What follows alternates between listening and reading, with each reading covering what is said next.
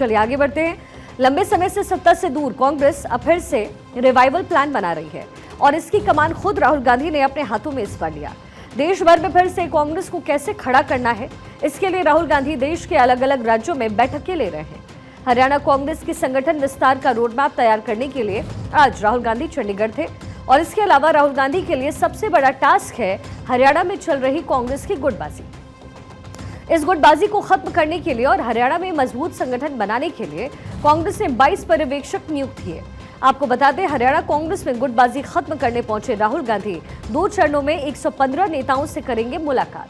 आज राहुल गांधी ने संगठन सृजन कार्यक्रम के तहत हरियाणा में संगठन विस्तार को लेकर चंडीगढ़ के प्रदेश कांग्रेस कार्यालय में मीटिंग ली है।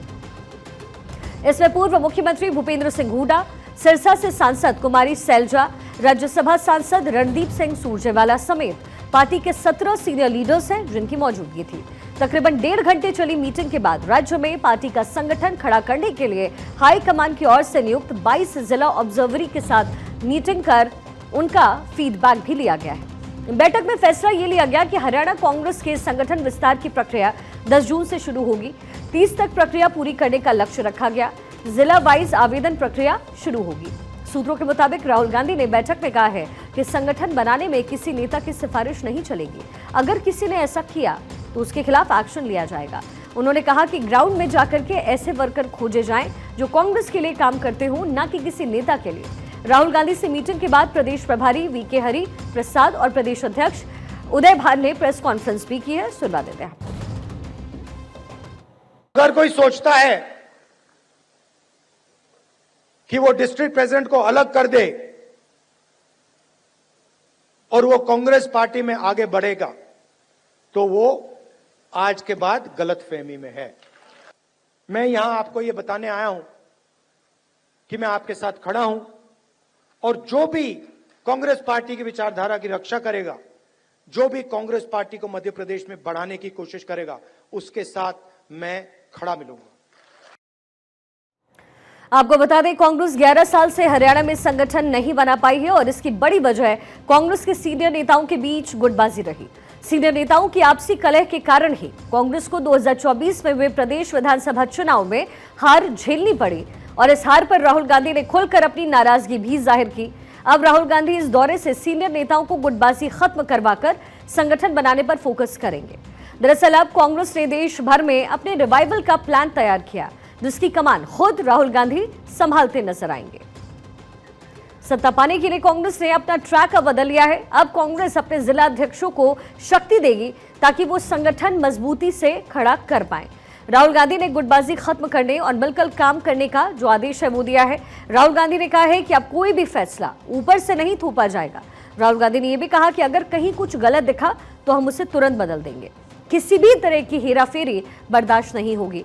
बीजेपी की मदद करने वाले नेताओं की पहचान होगी। संगठन में सही व्यक्ति को सही स्थान दिया जाएगा। जिला कांग्रेस कमेटियों की भूमिका को बदला जाएगा। कांग्रेस कमेटियों का गठन युद्ध स्तर पर किया जाएगा। चुनाव के दौरान एक सशक्त संगठन तैयार होगा जो कि राष्ट्रीय मुद्दों और विचारधारा को मजबूती से सामने रख पाए।